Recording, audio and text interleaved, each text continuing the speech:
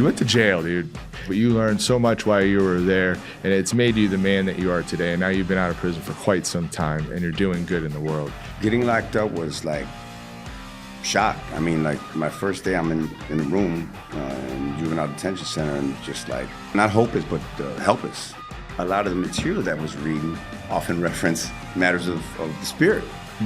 So naturally there was some kind of connection there that drew me to wanting to learn, and then also seeking, like, not only peace, but to live a righteous life, or, you know, a better life. I learned how to meditate. And actually painting is a part of, like, when I paint, I'll zone out, and I'm oblivious to time. Through self-growth, through looking in when it's hard and when it hurts, we all did that. We can make a better tomorrow.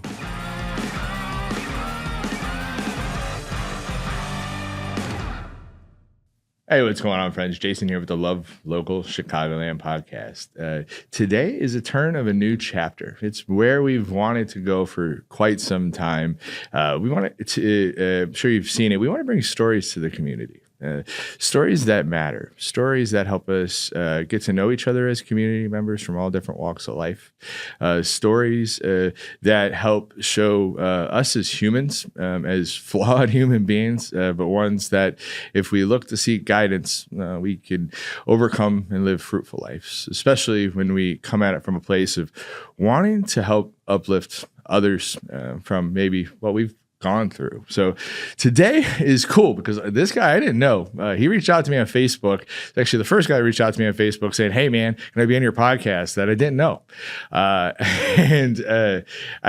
sit here as we're going, but I'm humbled by that because we started this now 5 years ago with the goal of, like, we want to amplify voices in our community. We think the 6 degrees of separation in our community are real, and we think that there's a lot of good hearts in our community, and that if we can understand one another's stories and other one's perspectives, and even when they come from different walks of life and different things and different places than you, I bet you we can find some commonalities. And my guest today is one of the best stories of anybody I've ever interviewed. And he's overcome. He has fought through. He has been humbled. And he has rose again. And now he's doing his thing, creating art, as you can see on this set here in a minute. I'm guessing you see a little bit of it right now. But he's using that art to be able to influence and uplift others. My friends, life's hard. When we could come at it from that perspective, I think we can make our worlds a better place. So enough of me talking. Let me introduce you to Victor Lopez. Victor, welcome to the show, man. Thank you, Jason. Yeah, super glad you reached out. I know I said that beforehand, but as I look at you, eye to eye across the table right now, I'm really glad you reached out. I think timing is everything, and I think stories matter. And I think your story is a beautiful one, man. And I look forward to being able to help bring it to life and really help paint a picture for people of what it's like to growing up. Somebody like you did, and seeing the things that you saw growing up, but how you're using it to impact others, to create, to uplift, to inspire. Dude, that's what we need more of this in this world. It's time for us artists to go. And you said something that we're going to really dive into a lot of this show with is make content that encourages and inspires. Yeah. Dude, that's it. And now we have the tools as artists, whether it's paintings, whether it's writings, as we'll talk about, or for us, whether it's video and podcasting, to tell stories that encourage and inspire. I think through this message, my hope is that we could help uplift, and that we could help inspire, and that we could help encourage people to go after their dreams. And even if they get punched in the teeth, even if life is hard, to fucking get back up and go. So as I lead with that, I'm done talking for a little bit. Tell our audience a little bit about yourself, Victor. Well, my name is Victor Lopez. I was born in Chicago, born and raised in Chicago. At the age of 16, I was arrested and convicted of being accessory to a murder, a gang-related murder, that sent me to prison for initially 14 years that I was supposed to do. But I had, even as a youth, a lot of people recognized me or acknowledged me as far as for my intelligence and my talents, and so mentally I beat myself up when I found myself in a predicament as far as, being in prison. And so that I kind of spiraled downward further into self-destruction, and eventually catching 3 more criminal cases while being awarded the state, which extended my prison sentence to 23 years. And so it was during that time that I did a lot of soul searching, because it's like you keep hitting your head up against this brick wall and you're not going anywhere, and with the thought of, will I ever make it home? There was a lot of times that I wondered, and a lot of close calls too, as far as I was getting close to the door, whether someone was trying to provoke me or a situation arose, a conflict where I had to make a decision, like, is it worth missing that release, that my prison release date, where that's where humility comes in, because you rationalize, not rationalize, but you consider the consequences, and it's the consequences that led me to prison. Yeah. So and I'm grateful for that, as far as those lessons in humility, because had I continued to be a hothead and reactive, I would have never made it home. Probably, honestly, probably wouldn't be here now, yeah, right? Exactly. And I really appreciate your vulnerability, your transparency, and your willingness to share it with the world. And it's not just that you're here on the Local Chicagoland podcast, but I think you do that with your art. Overall, you grew up west side of Chicago, right? In gang life, as part of what what was your life, right? And you made some bad decisions up front, and you're the first person to be able to say that. But I think what inspired me about you and your story was really how when people go through that, you have a choice. You could either go down one path and it could be a very dark time, or you could search and seek for light. And I think through this conversation, I think we're going to share with people of how you went searching for that light, even in dark times. You saw that pinhole and you went after it, literally. Before we kind of pull back to your story, I really just want to, you've been out of prison now for how many years? 18, going on 19 18 years. And you're doing some pretty incredible things in the community with your art, and you're helping uplift others. Tell people, don't give them everything. We want people to stick around, but give them a high-level overview of where you're at now, because you're doing some pretty cool things. Well, there's a few irons in the fire that I got going. As far as while in prison, I enrolled and completed a vocational program in culinary arts, and I've always enjoyed cooking, and so I tend to share a lot of my cooking on the social media platform, and I just, for whatever reason, I conceived this notion of, man, why not just start a cooking program? So I'm in the middle of that presently right now. Matter of fact, I'm looking to have that filmed from a food truck that I went to go visit this past week, and that I'll be deep cleaning this coming week. So that's just one thing that I got going on.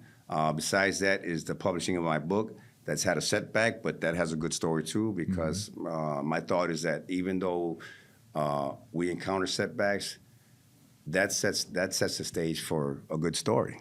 Mm-hmm. Whenever we find ourselves in a bind, like, man, it's overcome. Yeah. And that's what I wish to encourage in other people. Like, don't give up. My wife, she's like phenomenal, because there's been times where I'm like, I'm done. Yeah. And her energy is, so I get a lot of that from her, you know. It's a tag team at the end of the day, right? Yeah. A good partner, and I feel super grateful to have, that rock for me. It helps, right? Especially when things are tough. So you're doing stuff, you've learned, you've grown, you're doing stuff to help others. Yeah. That's what I hear out of you. Cooking, obviously, while your wife's over there, she's smiling, she's nodding her head, she's like, yeah, I love his cooking. But it's you're doing things to help others, man. And I think we're going to pull back the layers of the story, and as people hear exactly where you're at today, you're doing good things, and you're doing good things even though first part of your life was hard and you didn't make great decisions, but then you started to get in art, then you found your faith, and now you're sitting here today and you have all that with you, but now you're doing good for others. It's like, dude, can we get some more people to do that? Because the world needs more good, right? And the more good we have in our world, and people that are using their things that they've gone through that are hard to now help lift others. If more of us could do that, close your eyes and think about what our communities look like, right? Because we all struggle, right? We all have those waves of life, those things that come at us. But man, the way you took it and now are impacting others is something that inspires me as I sit here. So now that's where you're at, and you're doing great things. Let's take people back to your childhood. One thing that I think I got from you is that you think in our conversation, was it 12 years old you got involved in the gang life? Yeah. And you saw this is the west side of Chicago, right? Yeah. Take us back to your childhood and paint a picture of what you saw, and what you were a part of. Well, the gang presence was in my community long before I was even born, and I mean it runs deep. From my sister being involved, family members, neighbors. That's what I saw. Since being home, I've had discussions with older members of the community, like in their 70s and 80s, and learned a lot about as far as how the gang culture was different then to when I was, during my time. A lot of times these gangs emerge from either racial divides or just having differences with other neighborhoods. And so they weren't as, I'm not gonna say they weren't as violent, but they were more social, This was a time when, gang members were walking around with sweaters. Mm-hmm. And it wasn't an issue until later on it escalated, and then, manifested itself to where we're at today, as far as just the complete senselessness that you see on TV and social media, where gangs are advertising their crimes. Mm-hmm. But yeah, so I just followed. Here I looked up to my sister. I love my sister, and, mm-hmm. and this is what she believed and she loved, and so naturally I gravitated towards that. So. Yeah, I want to keep going on that, but I want our audience to know the gang life. Talk to us about what that is. Many of us don't know, and what that would be like. But what is that? What is that culture? How are you kind of pulled into that? I don't know. Like I said, it came naturally because of my family and neighbors. Mm-hmm. A lot of time, how would I describe gang culture? Because it varies depending on the circle of people that you're in, as far mm-hmm. as before going to prison. There were guys that were involved that I know personally that were marginally involved. They were part of the gang, but they weren't really full-fledged. Mm. Whereas me, I was like full-fledged, whatever, which is what led me to prison. If I were to think of one pivotal moment that kind of turned me, opened the gates as far as really being about, is that I had a grown man. I was maybe 14, 15, and they came on our block on some nonsense. And I approached one of them. I said, listen, we're not having that here. And one of his friends, who was maybe 10 years my junior, I heard him behind me. So you're 14 years old. That's a grown man. Yeah. He was in his late 20s, and he just started throwing bowls at me like I'm doing a rope-a-dope on the car, and that right there is just what just triggered And from there on, I was hell bent on hurting people, and I did, and I hurt people. I think I look at that from a human experience. You're 14 years old, man. Yeah. That's child abuse. 14, dude. That's child abuse when you look at it. 14. Yeah. In other shows, people talk about the trauma that we go through. Some people are like, "Oh, I didn't go through trauma. Blah blah blah. My life was great." Bullshit. As humans, we all go through trauma. Yeah. But some of them are worse than others. Yeah. If you're 14 years old and a grown man comes after you, there's trauma there. Yeah. So, and then it's there's a protection that we have as humans. Fight or flight. Dude, and especially for empaths, there's a deepness that we could go where we won't be beaten if we choose to go that route, which is when you're 14 and you have that coming at you, but you go deep. And I didn't know you then, but I know where as an empath, the feeling that you get when you have to protect yourself. Yeah. I don't know. Have you ever saw that in yourself? Like, it wasn't even a matter of protecting. It was a matter of being the aggressor. And that's you flipped it. Right. That's what I'm saying. That was your protective mechanism. Well, yeah. Is my response. Your response was like, you're not going to beat me, right? Right. It goes back to it's that fight or flight. It's our human experience, and each of us has a different experience with that. But it's that piece of like, no, you weren't gonna. You were protecting yourself, dude. At the end of the day, and you used your protect yourself however you did, and you did it, but it was protecting. To me, I hear that as you're protecting yourself, even if it was that fight or something else. That's what I hear, man. Like, and it's survival at the end of the day. And I don't know anything about gang life. I'm not sitting here. I saw it growing up. I grew up in Hessville, which is right in Indiana, right across the street from Griffith. I saw different gangs from Latin Kings to Folks and some other ones I don't remember right now. So I understood it. I saw it from afar, and I saw the stories, but that's what I think I want people to understand. 'Cause sometimes they sit here and they're like, oh, if somebody goes through something, if somebody's in prison, they want to put that on the person. But like what you went through, like there's got to be grace and love, man. And you did that for yourself, and you forgave yourself and overgrew it. But grace and love for that, man, and because it had to be super hard. That's all. Well, you know what? There's a few things that you touched on that was going through my head as far as responses. What compounded my situation is that, what compounded my situation in the gang life actually compounded and accelerated it, or what's the word? I guess elevated to a different level. Is the fact that a lot of the things going on in my community, in my neighborhood, with guys that I was at odds with, were from my neighborhood, that I grew up with, that I went to school with, that once upon a time I played with, and here now they were my rivals. Yeah. And so there was nowhere to run.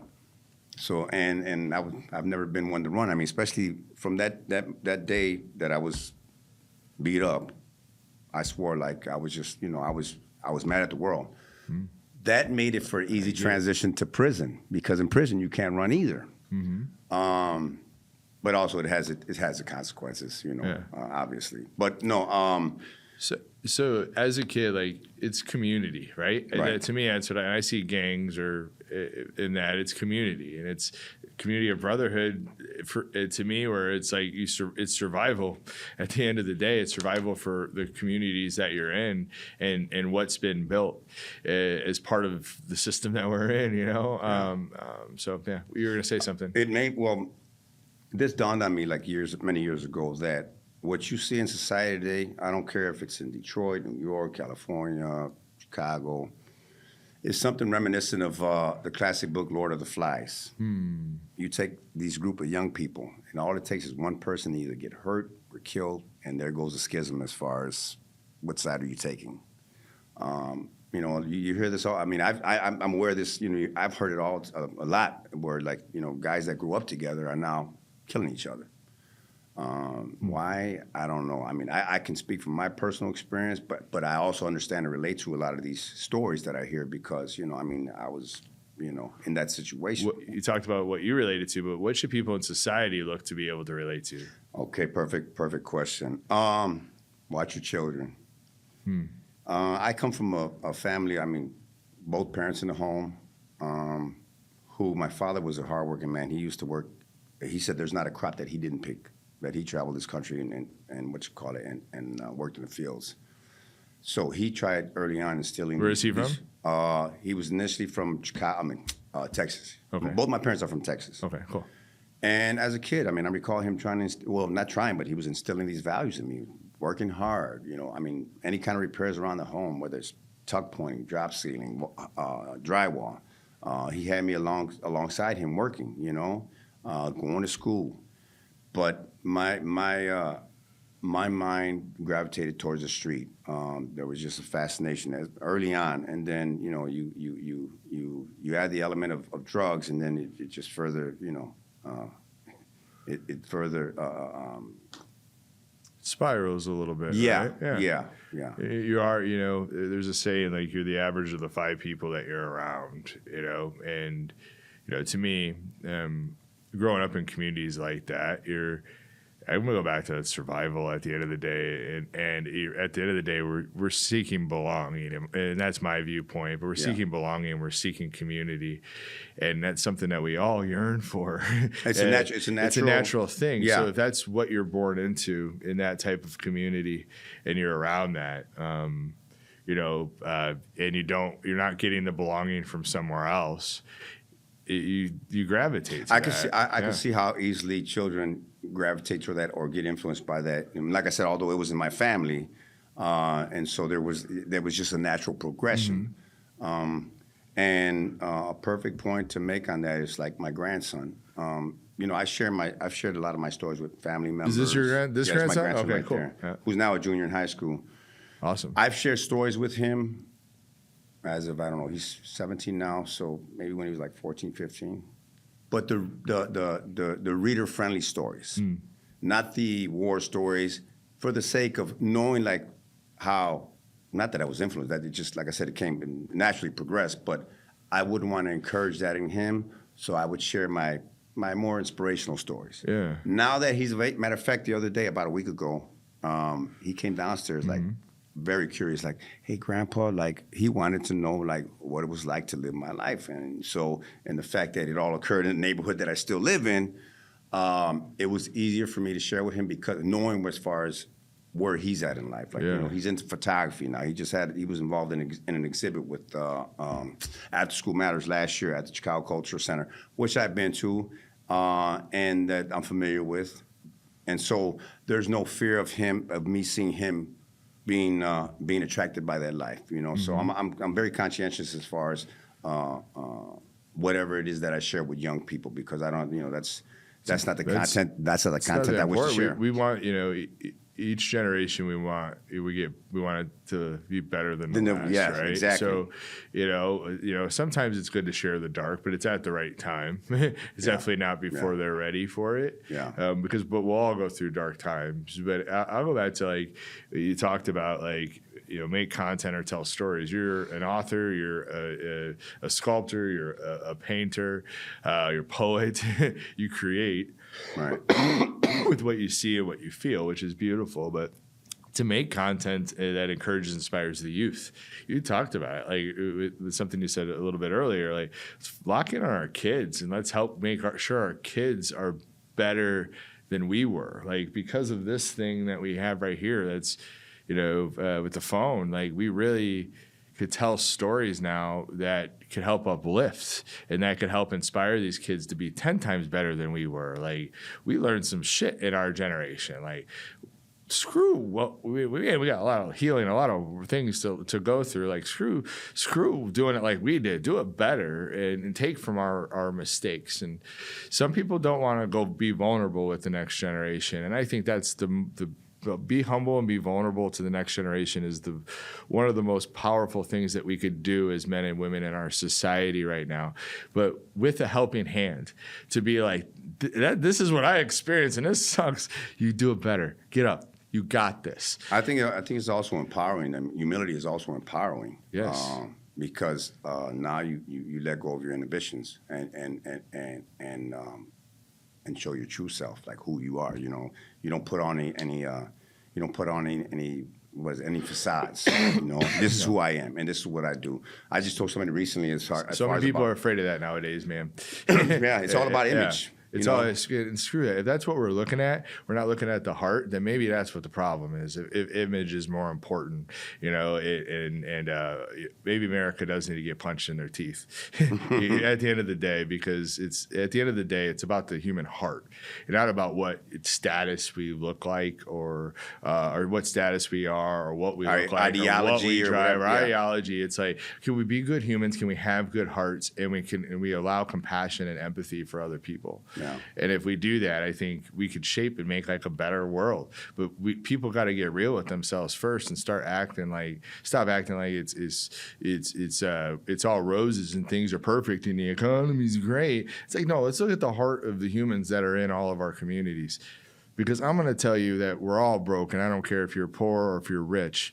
It's the biggest gift my parents ever gave me was coming from like poor bringing to them taking a step and moving to Las Vegas and getting out of the steel mills and all that my dad worked in and going to be in like a really like prominent high school.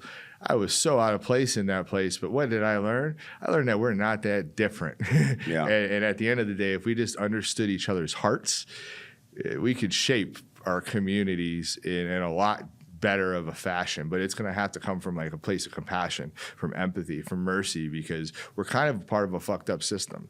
So we have to come at it from a place of like, brother, I got you. Life's hard, but you could do this. Like you could do it. And that, to me, I get that in your message so much. Just like you got to a point, and it took a minute, but you got to a point where you're like, I could do this. And once that flipped, you use that same energy. This is how I view it. I mean this with no disrespect, but you use that same energy that you stood to fight on the streets to protect yourself, and no man was going to beat you after that fight at 14 years old. Now you rechanneled that. Yeah. You rechannel it into good, and we'll talk more on that as later. But you went to jail, dude. People will be like, you went to jail, I can't believe that, blah, blah, blah, but you learned so much while you were there, and it's made you the man that you are today, and now you've been out of prison for quite some time, and you're doing good in the world. Let's talk about the prison times and how you got there, and then just talk about whatever you want to lean into. How I got there, obviously, was my involvement with gang and somebody losing their life. Ironically, who I also knew. It was, if it's okay to say, it's... Would you want to say? Because not the thing, but right. What your crime was. Because right now, your way I'm hearing it is different than what you told me, and I just want to make sure you were accessory. Correct? Right, accessory. Yeah. I wasn't the actual perpetrator, but I was present. I just want to make sure the audience understands the part of the role you played. Okay. Keep going. Yeah. Sorry. I understand for clarity purposes. Yeah. Right. Getting locked up was like shock. I mean, like, my first day I'm in a room in juvenile detention center and just like overwhelmed, like not hopeless, but helpless, like here I am, like, and then to add to that, it's just the mental hell of uncertainty. Like, I find myself in this situation, will I ever come home? That was always in the back of my mind, like, will I ever see daylight? Because there are guys who were at the juvenile detention center with me at that time who are still doing time for the same crime that I committed. Luckily, I was fortunate, Yeah. But yeah, I even with that though, with that fear of uncertainty, it still didn't stop me from the self-destructive behavior.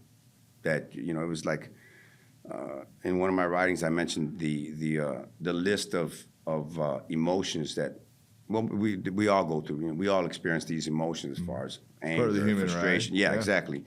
That were running in my head, but at a fast pace because, like, it's you have nothing but time to think, and you're faced with your thoughts, and so you sit in that cell, and that's all you have to do. I mean, besides reading, that's all you have to do is think. And so once I arrived, once I left the juvenile detention center and went to the county jail, it just I further got involved in jail fights, riots, being beaten up by the correctional staff there because they were very stringent then. I don't know about now, but back then, like especially when we'd have riots, they'd come in there with oak sticks, and if you don't hit that ground fast enough, you're gonna feel that. And I've seen a few guys, not fast enough to hit the ground because that's like. That hurts. Yeah. They were called Orange Crush back then. And then once I got to prison, I think less than 6 months that I was there, I assaulted my first correctional guard, and it wasn't even, it didn't initiate with me. It initiated with somebody else coming out the chow hall with a tray. And this guard who stood about maybe 6'3", 6'4", big country bumpkin, tried to grab the tray from one of our guys, and there was a little struggle, and then he just pushed the tray on one of my guys, and another buddy of mine just whacked the guard, but he was a fighter, so he came at him, and I drop kicked him and gave him a hairline fraction, but he still kept coming, and so we were still sitting there fighting until other guards came, and then I escaped and went to my cell. Hopefully, I wasn't detected, but later on, I was pointed out, later that evening as far as being one of the assailants. And so I was taken to a disciplinary segregation unit where I was eventually given a year to serve in disciplinary segregation unit, which is being locked up in a cell 24 hours a day. And while there, I ended up turning that into 18 months because I was still misbehaving while I was back there, burning gun towers and just, being reckless, So, what was your mindset as you're being reckless in that time? Was it, it was just a mental hell, man. I mean, like on the surface, you wouldn't be able to tell. You got that game mask on, but it's just like fuck, man. Like fuck, yeah. Basically, like here I am. It is what it is. Is it still survival? Is it still? It's not a matter of survival. Is it more you're angry that you're there, so you're putting that out into whoever's in front of you? Is it? Yeah, it's a lot of that thing. I mean, you figure over a period of 23 years, you go through different phases of your life, from whether it's feelings of redemption, charity, I mean, and all throughout though too. I tell you, I've always been encouraging people. Like, so when I was in the county jail, I actually was in the hole for fighting, right, in Division 6. And so I was. They had schools. They had a high school there. I was going to school to get my GED. Well, when it time to take the GED test, I was in the hole. They had to come get me and escort me to Division 5 to take the GED test, which is where I got my GED. So eventually, when I got to prison, I enrolled in college, and I also was working as a teacher's aide in the high school.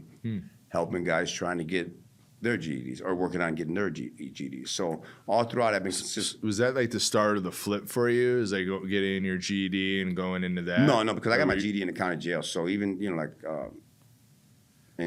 when I was in prison, I aggravated battery, which was an assault, staff assault, and another 2 staff assaults. Actually 3 staff assaults, and then all other type of infractions, from making and distilling wine and whiskey to just, maybe I was yelling at a correctional guard. But, I have a long rap sheet, from prison. But even like you were saying about being in the dark but still seeking that light, even during those times, I had a hunger or a thirst to learn but with things of content that would empower me and encourage me.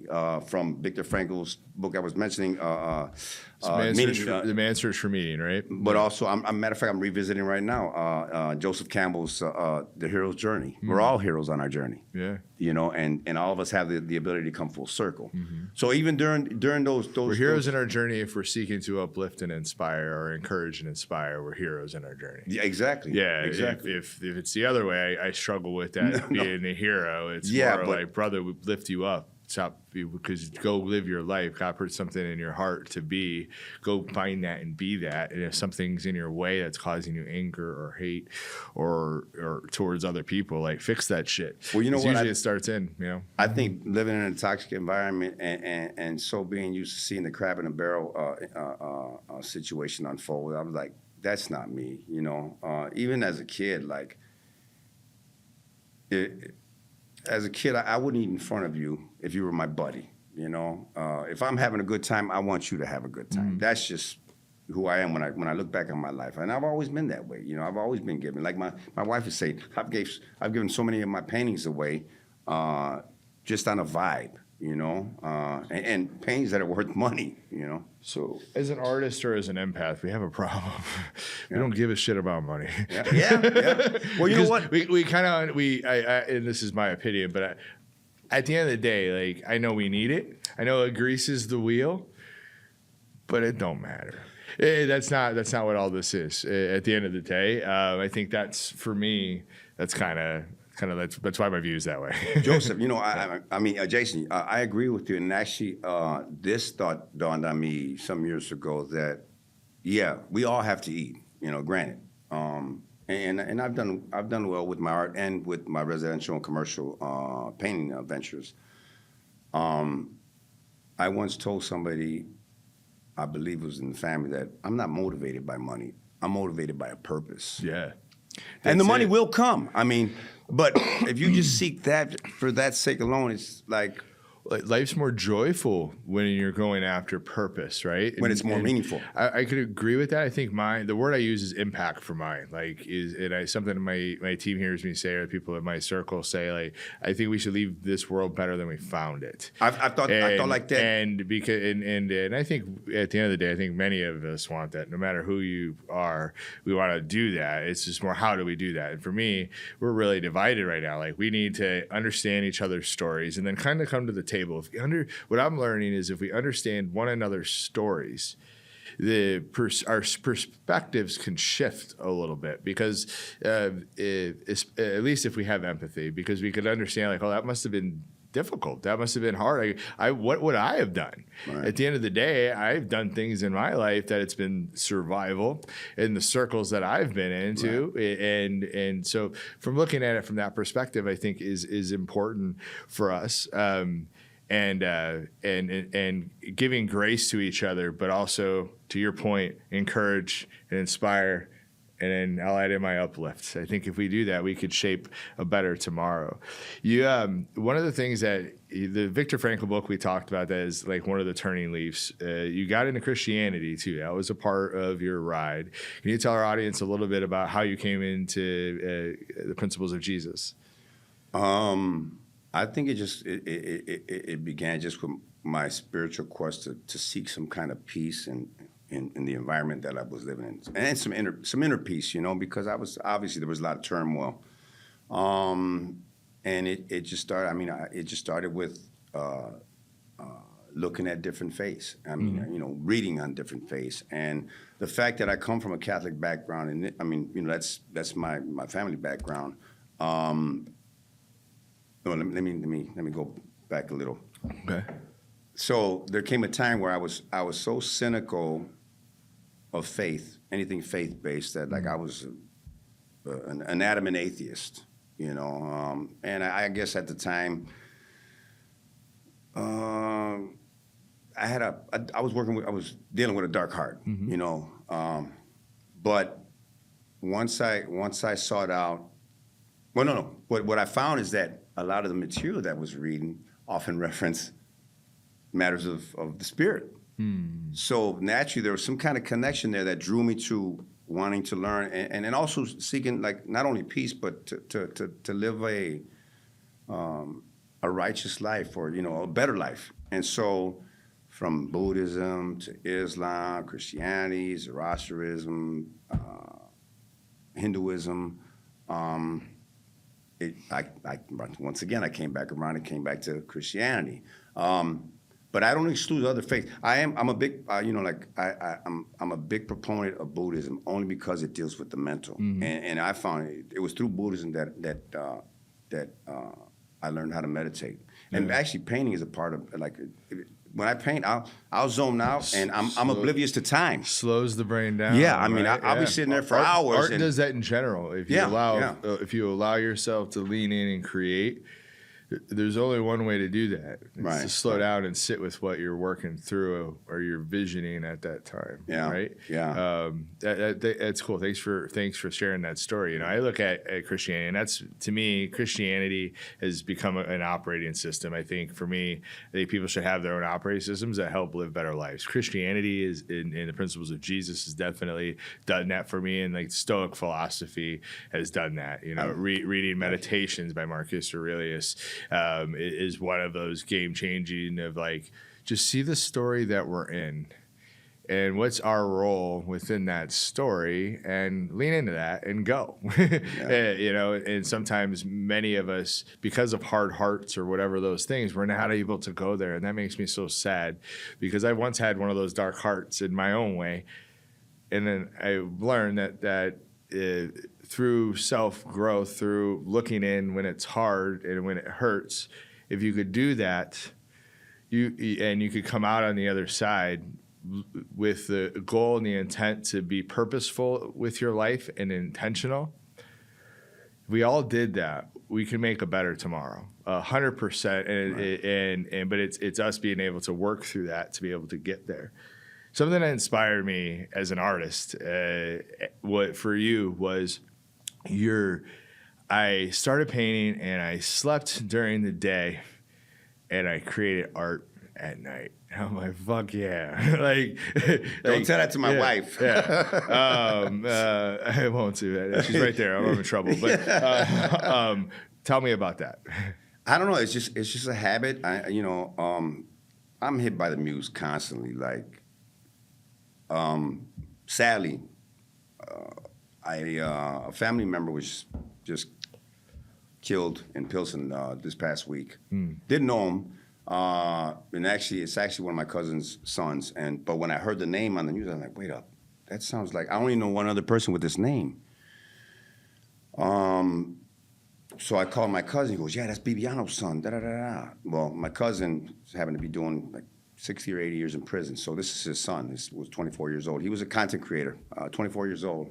So 2 nights ago, I was up all night working on 2 sketches. But I was moved by the music, knowing that his grandmother and guy who I know, his grandmother, and his father, and everybody in his family, how they're going to be impacted by his death, and the fact that he had so much potential. So there I go. I mean, even though I was tired, a lot of times I'll sacrifice sleep because of this. But for some reason or another, I tend to create the best in the evening or at night, late night, because I'm hit with all these epiphanies and just realizations and inspirations, and just the silence of solitude. Being in my own little world, in my own little zone, where I'm not disrupted. And believe it or not, for some reason I was able to, even in prison where it can be chaotic and noise and all that, I'd be creating a cell and all that's like, it's like I got some earphones on. Mm-hmm. But yeah, I tend to create. I love creating in the late night. What do you say? Burning the candle. Yeah. Burning the midnight candle. Whatever. Well, also it kept you out of trouble too, right? Like if you're doing it that way. Yeah. Like you're not being pulled into the game, right? At the end of the day. Yeah. So I think there's probably some wisdom in that. Yeah. Well, you know what? I think that works. And I'm working towards that right now. As far as in prison, I lived a regimented life. Well, after a certain point of time of being there, I lived a regimented life. And then several years ago, I was struggling with addiction, and I knew I needed to get away. I didn't want to join any programs in the city because I knew it would be too easy for me to facilitate me still feeding my habits. So I went to Oklahoma. I just lost my train of thought as far as why I mentioned Oklahoma. Oh, regimented life, right? So my cousin, who's a Methodist pastor, she was running the church out there in a little town called Heavener. Mm-hmm. I mean, straight out of Mayberry. They're Main Street or downtown area, but it's just what I needed. So, anyways, one of her parishioners worked at the stockyard auctions. He fed the cows and the horses and everything like that. And then weekends was when they auctioned off 1,000, 1,200 head. So he got me a job on the weekends there, and then so the first week that I got paid, I tried giving my cousin money for my board, and she was no. She knew I love to cook. Yeah, just buy the food, cook us dinner, and that'll be the deal. So that was the deal. Anyways, during the week I'd be working at the church. And weekends I'd be on Saturday and Sundays I'd be at the stockyard auction, literally like herding in or shooting in the bulls, the cattle after they were sold into their corral. Well, they'd come out, they'd come through a fence after they were sold, and I'd have this little fiberglass stick with a flag, whip them on the back, and then my buddy would come with his horse and corral them lead them into their corral. But so during the week, I'd be at the church all day, either sweeping or organizing, helping her, because she had just recently was made the head of the church. So the files, I was helping her file, keeping everything like that. When I'd get home, I'd start making dinner. And then, you know, whatever it was that I'd making, I'd make, wash the dishes, everything like that after dinner, go out, have me a cigarette, come back, and then I'd be in my room just creating or writing all throughout that. You know, the only time I'd leave that room is when I'd step out to have a cigarette. And I found that living a regimented life worked for me because it gave me a sense of order. At times I'll lose that because I believe I suffer from ADHD. Like sure. you know, so all depending on what I'm focusing on, I can easily get distracted, and thus explaining my reason for me enjoying creating at night. Yeah, so when you get the ideas, you just kind of go. I have ADD too. When you can.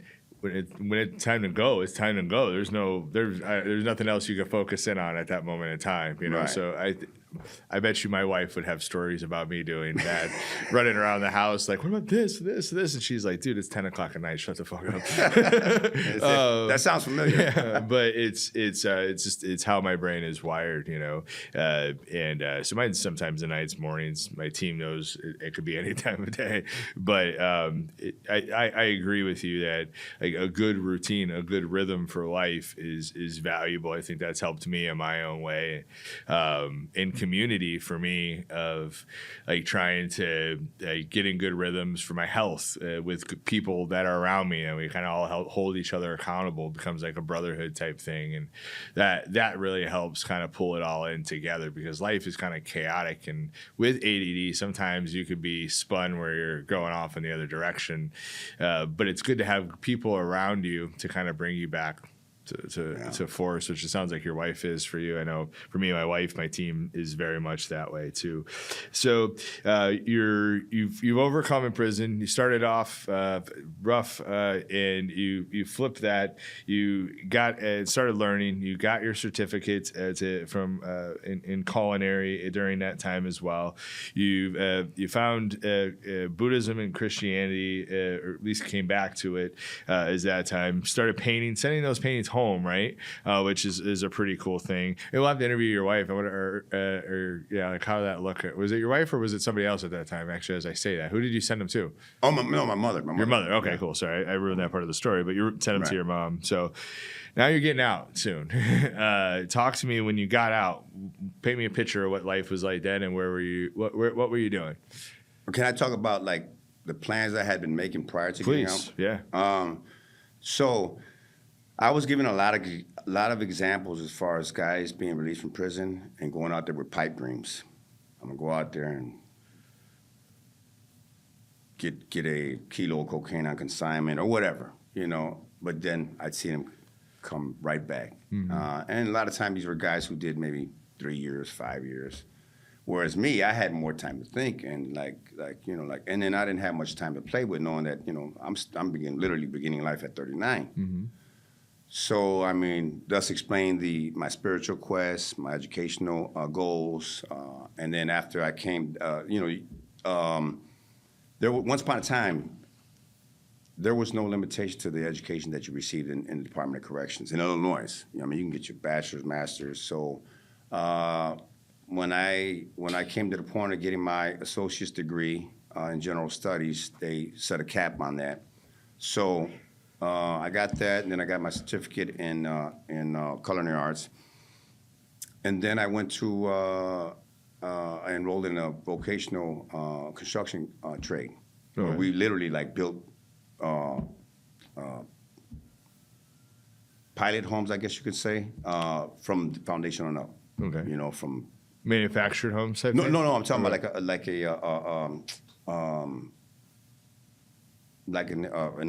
within the shop. I mean, it was this probably the size of this entire area here. We would build a home. I think the home was I want to say maybe 30 by 30, and it just only had one floor. But it was like an instructional home, where we built the walls, bearing walls, non-bearing walls, installed a toilet, the plumbing system, and all that. This was a part of that program. It was a 9-month program. And then, so once I finished that, well, let me step back. So when I was in culinary arts, I graduated from there, and a teacher wanted to hire me as a teacher's aide. So I did that for about a year. Once again, encouraging others, plus the perks of eating food the menu that we prepare. But then I still wanted to learn more. I mean, yes, I was learning. I had the kitchen down packed, but I wanted something different, and so that's when I rolled into this construction occupation class. Once I completed that, I could no longer enroll in anything else because of that cap.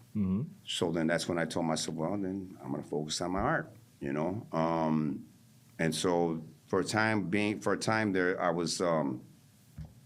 You could have a prison job, whether it's sweeping floors or bluffing and waxing or whatever. So I got me like one of these menial jobs on a unit where I'd come out a few times a day and sweep or mop, whatever, and then I'd paint it. But then when I really when I was really like when I had these strong feelings about making this my career, that's when I just said, you know what, I'm not even going to work. I'm just going to paint in the cell all day and all night, and then just sleep during the day and set that was my way of living.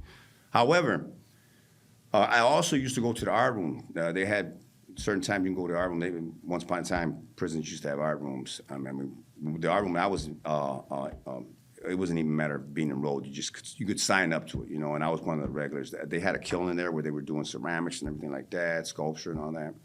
And I won the confidence of the instructor there and the warden, matter of fact, because I was doing, I'm doing these are from. So let's pull this up and let's show the audience. So talk to me about this art. Yeah, you have to pivot and whatever you need for the camera.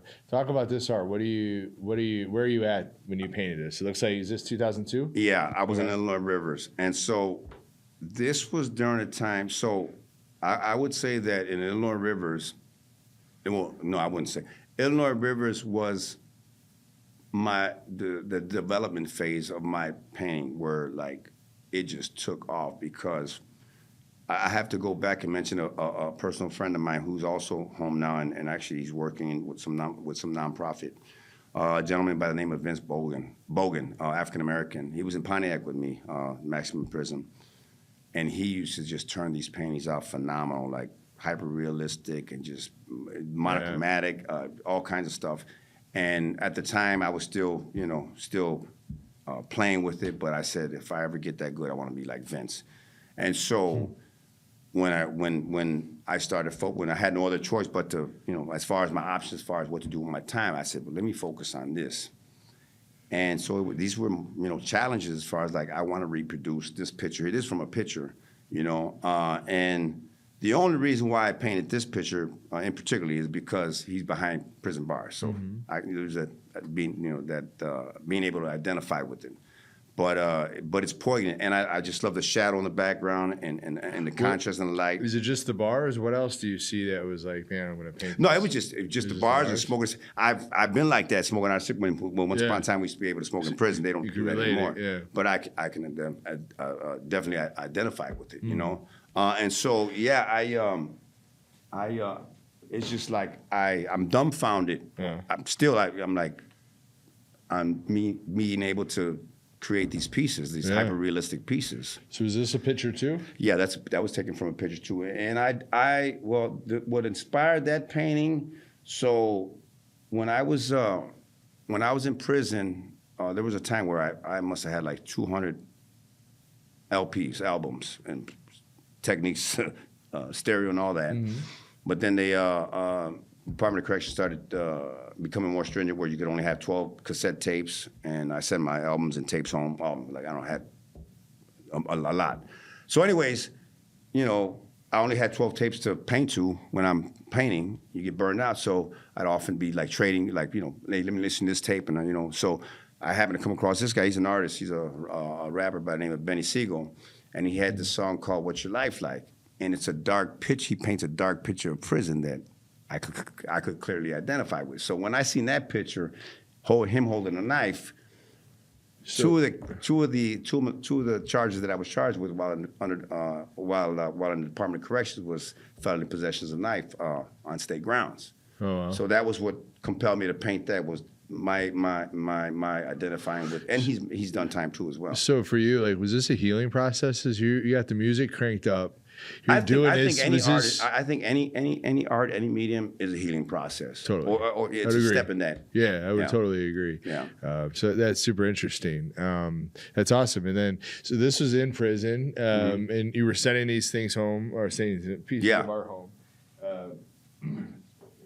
Oh, and you know what? And actually, my sending the, I don't know how many paintings my mother had at the house. Like, I mean, I still have this portfolio here. There's still some at her house, like tons of them, but a lot of them I gave away. But even before I knew what a portfolio was, little did I know that I was building a portfolio because, you know, she'd have guests over, or family would come over, and they'd be, ooh, and that kind of clicked something in my head as far as like, man, maybe I'm onto something here, you know, which was another encouraging factor as far as this is my calling here. Yeah. This is, you know, and you know, I'm here today. Yeah, no, I definitely, man. And you came out, and you're still doing good art, and you're creating murals around the city. You're writing, you're painting, obviously. Still, when you got out, one of the things that you're obviously creating art, doing those things. One of the pieces that you talked to me about was the nonprofit work you did, and to me, it goes back to what I keep saying about like taking your struggle and making sure that somebody else doesn't make that same mistakes that you did. And the work that you talked about, you're a mentor for many. Can you talk a little bit about that? Yeah. So when I came home, obviously I had to seek employment. I was working at an auto mechanics garage, rust proofing brand new garbage trucks, and just clients who wanted their vehicles rust proofed. You know, I'd go into the cars with these whatever. It smelled like diesel. My wife would tell you I'd come home smelling like gas, but I'd have to wear one of these white outfits and stuff like that. At $8 something an hour, the minimum wage. You know. What year was this? 2006. Okay, cool. Now, for somebody who, let's say, had a different mindset, like, shit, man, $8 something, you know, minimum wage, and just, but like I said, talking about the pipe dreams, you know, you have to, this is just a step into where I want to take my life. So then I ran into a buddy of mine who also had, at the time, was working with the window cleaning company, and I ran into him at actually a summer, what is it called? It's called Fiesta del Sol. It's a summer, like a big event where they, you know, big celebration in Pilsen, you know, food, music. And he asked, hey, what are you doing? I'm like, man, I'm, you know, over here doing rust proofing, you know, at $8 an hour. He goes, man, well, I can get you over here, you know, a little bit more than that, you know. So I jumped ship and started doing commercial window cleaning, hanging, you know, I'd be downtown hanging from all those buildings, you know, from the West End Hotel to Columbia College has like about 9 colleges downtown, you know. Wow. And it suited me because it's a work of solitude. I'm hanging off the building, just cleaning windows. Man, it's, you know, people are like, man, aren't you afraid? Or man, I've never been more at peace than sitting up there, That's you know, awesome. out for one of them skylines, and just, you know, just man. So I did that for a year, and what happened was a cousin of mine had gave me a call, and he knew this Catholic priest who knows my family. Matter of fact, he ended up marrying me and my wife. At the time, though, I didn't know him. He was seeking an artist to create a mural in his community center, and so I sat down and had a meeting with him in my neighborhood in a restaurant that I did a mural in. It was the coast of Naples for a pizza chain called Bacci's. And so he was telling me, you know, who he was and what his work involved and the imagery that he had in mind as far as his vision, you know, as far as a mural. So I just made my presentation and showed him, you know, like off of my laptop, the kind of work that I could do and explain my story. And then he was like, you know what, Victor? You would be a perfect candidate for this kind of work. You know, I work with, you know, he works with at-risk kids, or high risk, because I've been to several funerals and you know, visit jail visits, even prison visits. But at the time, he was like, yeah, you know, you'd be, you know, be perfect for this kind of position. So I jumped on board, and so this is the second year after being home, with no no training. I think I think with no training as far as working with young people, but I just think with my natural leadership ability skills or my natural leadership skills, that first year we're out there and doing a mural on this gang border. It's a border of two gangs, Land Kings and La Razas. And out there doing a mural like 8 hours a day with these kids. No incidents, only because they knew. His name's Father Dave Kelly.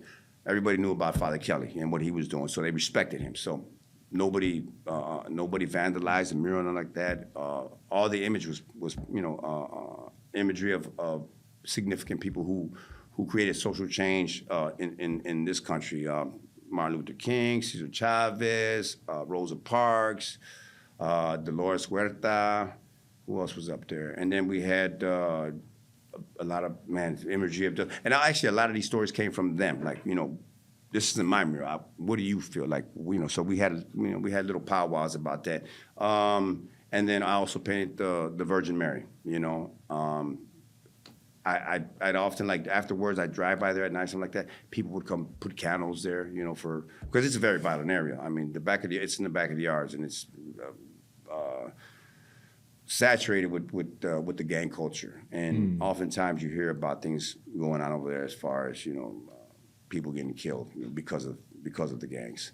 But at the time, though, I mean, I was having the time of my life. I couldn't believe, I just finished doing 23 years, and here I am leading a group of kids, and then this continued for several years, So you talk about, and you've done other nonprofit work too. Right. You talk about your purpose, and it really it inspired me, I think, for this conversation. I think I have a little bit of the same purpose, but a little bit different. But you talked about restoring the community as your purpose, and I'm like, whoo. That is deep, man. Tell us where that comes from and why. You know what? A lot of these things I don't even know where it come from. I only attribute to the spirit because, or I don't know.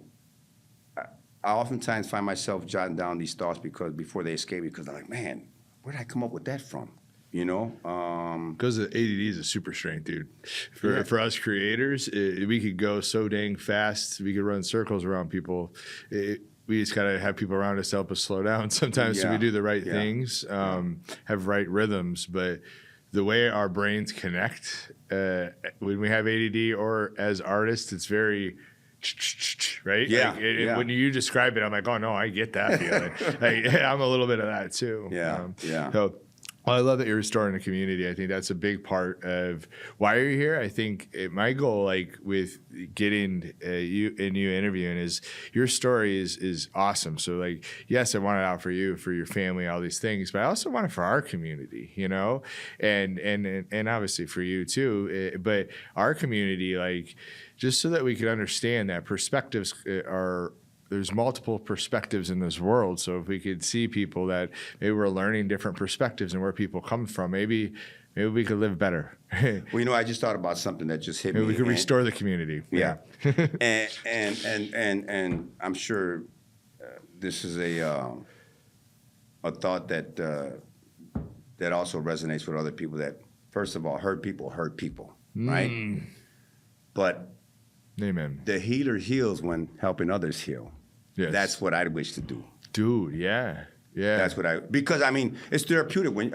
Matter of fact, Dr. Wayne Dwyer,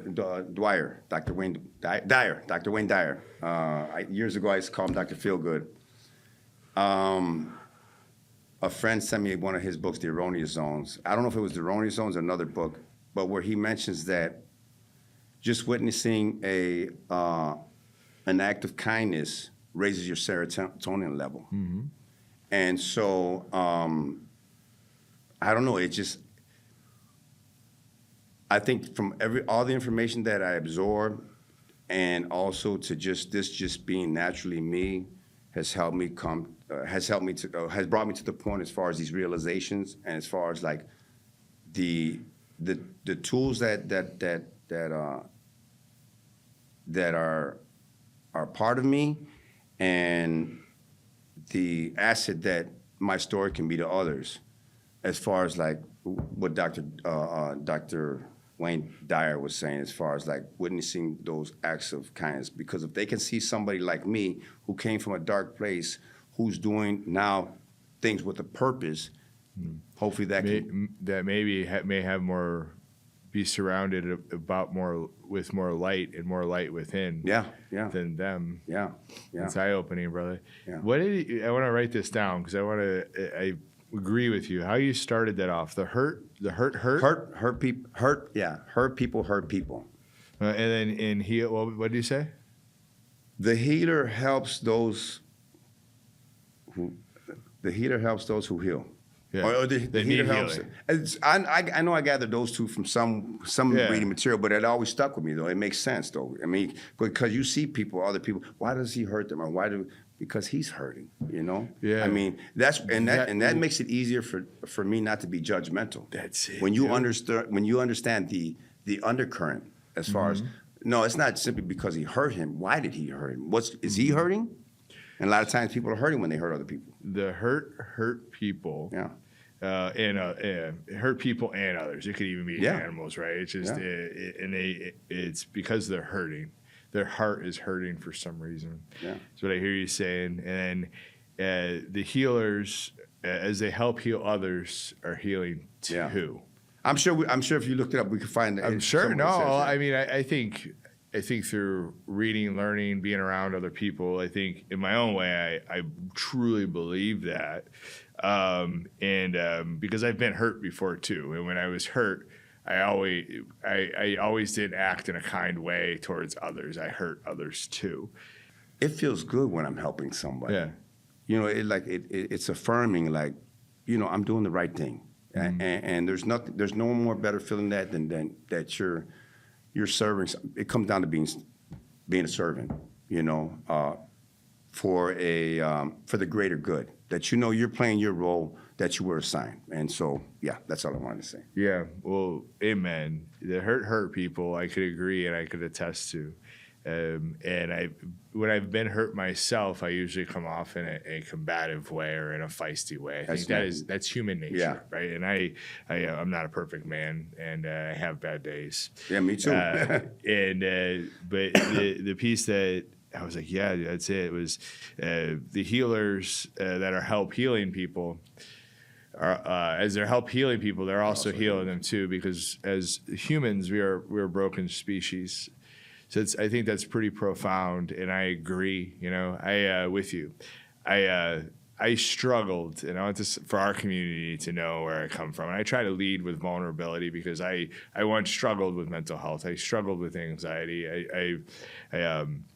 I struggled with addiction in my past. I'm still struggling. Yes, you know? and it's something that will be a part of me as I continue my life.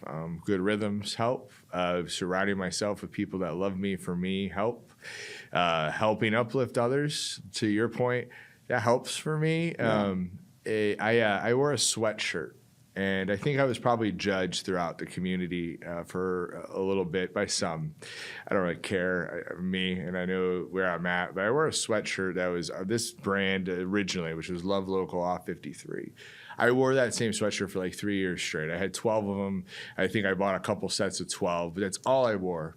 And I wore like hoodies and sweatpants and jeans and whatever. Like I was very lax in a professional setting. COVID brought that on to me, but I feel like I was judged by some and they looked at me differently. But what I want people to know during that time is that I was healing.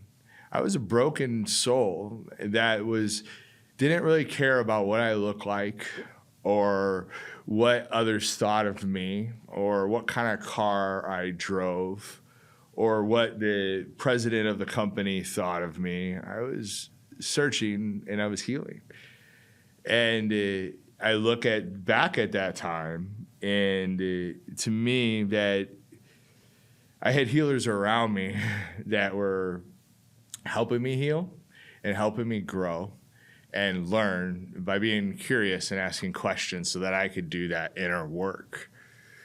And I healed, but I'm still broken. And as I sit here today, and I want to share my story, I want to share experiences with people with the hopes, and I want to share stories of people because I think through story, we all could heal because it shows there's a connection between us where we could agree on things.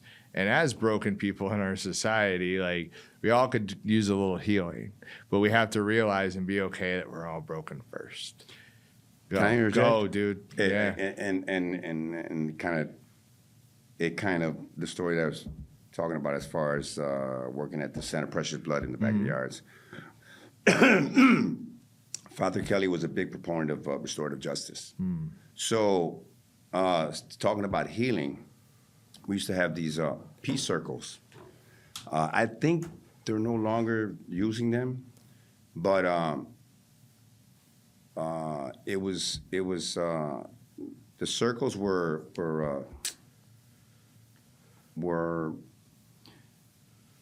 how would I put that? Well,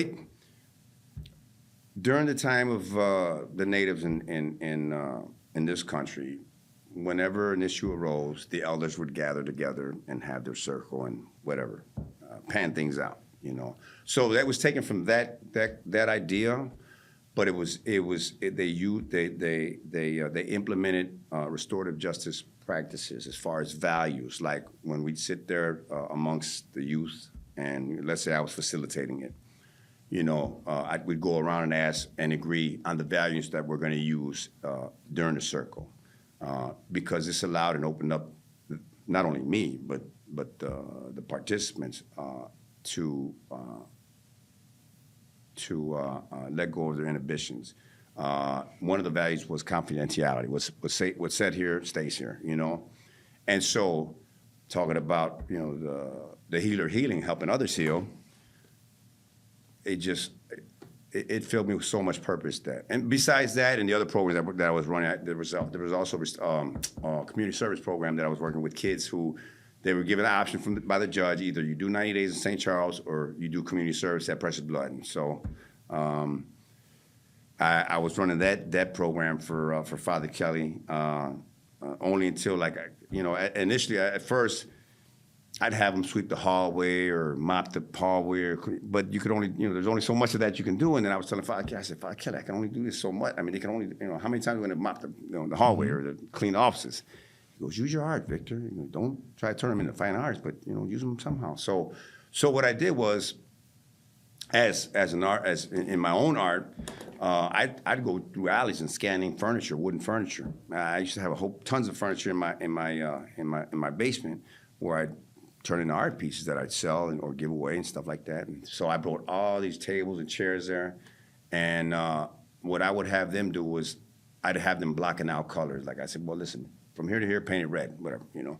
And as we're working together, because I'm doing all the fine detailing on, you know, there were several pieces that I had there. I didn't even go so far as reupholster them. You know, I found a place in Chicago where, you know. And so, but this was my time to engage them while we're working together. It's almost like being with a coworker. Hey, what are you doing tonight? Or, you know, what's your wife cooking or whatever, you know? So this allowed me to get to know the participants and you know, and try to drop some gems on them while we're, you know, while we're painting together. But also too, besides creating these pieces, when we were done with them, the backyards have an annual benefit at I don't know what they call it now, but at Comiskey Park, at White Sox Park. In their suites, they'd have a back of the yards benefit, a scholarship benefit, where all the items that we created and made would be put on the site on auction, and they also had all kind of raffling going on. Mm-hmm. I mean, food. It was nice. It was lovely. So I mean, the fact that I was involved in all that, just like it helped me so tremendously. You know, as far as like I'm living my purpose. Mm-hmm. But there's a flip coin to that too as well. So, like I said, there was many pluses as far as working at the center in the backyards at Precious Blood Center. The flip side, however, is the overwhelming feeling as far as taking on too much and trying to help too many people at the same time, mm-hmm. where it wore on me, on my spirits. Like I didn't realize this until years later, and at the time, my director was giving me material to read about self-care. that I was completely ignoring because, That's where it I starts. Yeah, I got to do these evaluations after work, and then we're working on the mural, and then I'm running this program. I'm running around like a madman, not, helping other people, but not helping myself, and I had a mental crash. And little did I know at the time that I had. I mean, like I said, I didn't learn this till years later.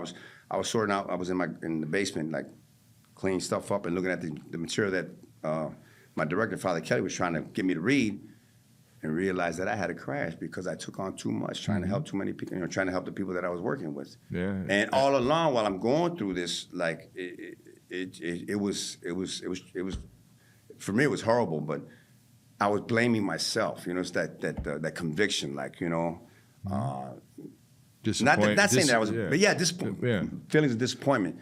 But Maybe then a when little shame in there too. Tons of shame. Yeah. But when I came across this material, I'm like, it wasn't because of me or something per se, but it was because of what I was doing, and I was spreading myself thin that caused it. It's only a natural reaction. And that's been part of the healing process too, as far as discoveries, and why I was doing things that I, why I was doing certain things, and living a certain life, and it just, it spiraled, once again, spiraled downhill, but then here I am again, Well, you keep getting back up, and it seems like you keep getting better and wanting to help others as you go along. You're creating awesome art in the city. You're creating it probably enough to keep your house full of paintings. I'm big on being resilient, man. I mean, like, you got to bounce back. We all get kicked out. It's important, and if we could find our purpose while we're down, so that we could climb back up with that at the forefront, we could go so far, but we have to chisel our way upwards, in my opinion. You have some pretty exciting stuff coming up that you're working on. As we wrap up, what excites you about the future? Increasing my audience as far as like wanting to inspire more people and encourage more people. So right now I'm in the planning phase of documenting and filming the first episode for my cooking program, because I love to cook. I was just out there on location earlier this week looking over the food truck that I'm going to be cooking out of. Awesome. And as far as make sure that everything was in operating order, I'll be there this coming week doing a deep cleaning, and then plans as far as like what it is, because it's going to be my first episode is more or less in the streets they would call it a pass out, like letting people try appetizers. So I through invite only, I've sent out invites to people. Keeping them abreast as far as what my plans are, but I have yet to set a date because I want to make sure that when I do, all my ducks are lined up. I got that going. There is plans for my book to be published. It's already written, but like I said, I encountered a little setback. But that makes for a more interesting story to encourage other people to not be discouraged. If you don't stop, there's no way you don't go after what you do. And I think sometimes so many people stop because they get disappointed, or they go inside their heads and they connect things to maybe things that were there before that are dealt with shame. So then they don't believe in themselves, so they don't get up and go again. But God doesn't put things in our hearts that's not like what's supposed to be there. Right, so we gotta lean into that shit. Well, another thing too, I entered a food contest, and my father-in-law, my mother and sister have watched. They've watched. I forgot the lady's name, but I entered it, and I was approved and accepted. Now they want me to follow up, but I don't until the ink is signed. I mean, until the ink is dried.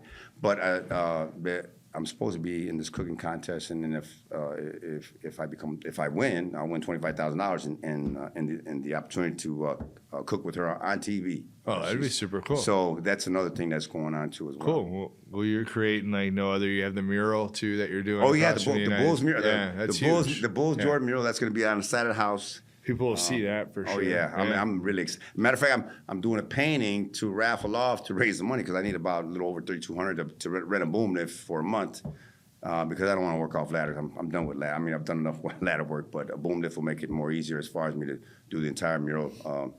Probably less than a month. It's just I'd rather rent it for a month and not have to stress as opposed to renting it for a week and then be under pressure as far as get it done. And then, I don't get, well, at least the top part of the mural, but that I'm really excited about. Yeah, man. And I'm looking to get the community involved. Like people in the neighborhood know already.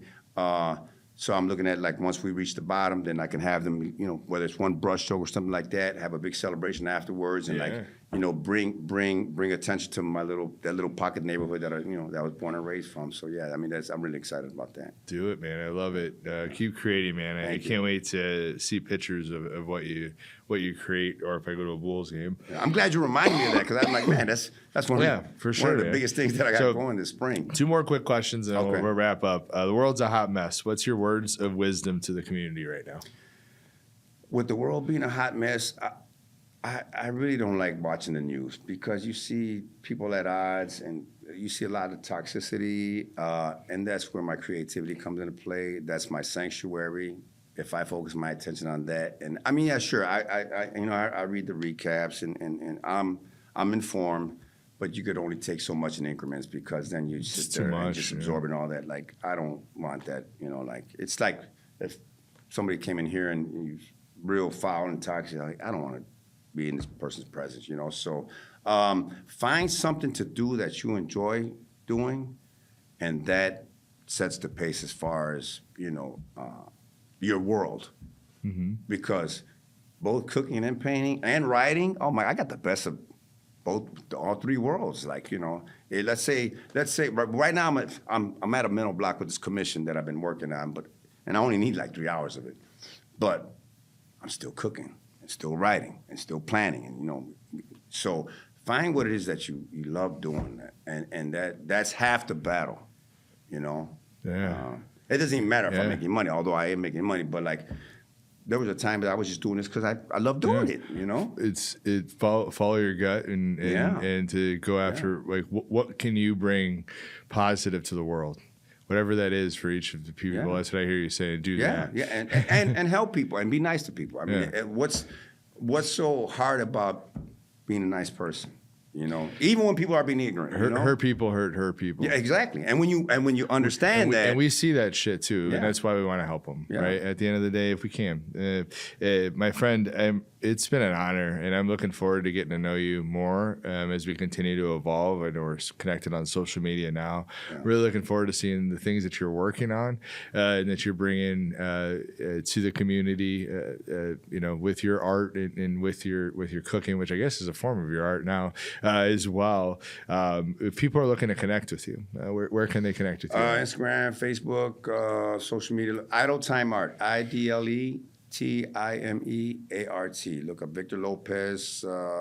My Facebook cover page and profile page is me with Sally, our German Shepherd that just passed away, and I got a big old Mexican flag in my painter whites on the porch. So if you see that, that's me. On Instagram, I don't know what the thing is, what the cover page is, but they can find me through Idle Time _art. Idle Time, IDLETIME _art. Yep. Cool. Awesome, man. Well, thank you so much. Thank you, Jason. Keep creating, keep bringing in light to this dark world.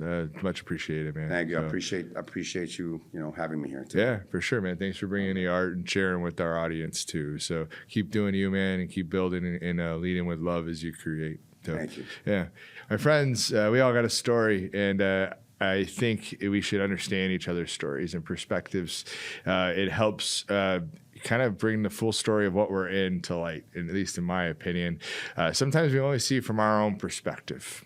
And when we do that, we're leaving out of the full story that we're in and the beautiful light that is in this world if we just lean in to ourselves.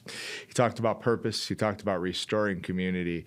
Those are things that I could really resonate with. And I think stories can help us do that if we lead with love, if we lead with grace, if we lead with forgiveness, and if we could lead with wanting to help lift others up with a helping hand. My friends, as we talked about, there's hurt people in this world. And my hope is that those people could heal too, and that they could go in. And there's nothing but grace and love for them. But our world's better when we're kind to each other, when we're nice to each other, when we hear one another's stories and respect their journey. World's better. Get out of your algorithm. Get out into your community. Talk to people that are different than you. It's important. Friends, support local. Love local. We're stronger together. Peace.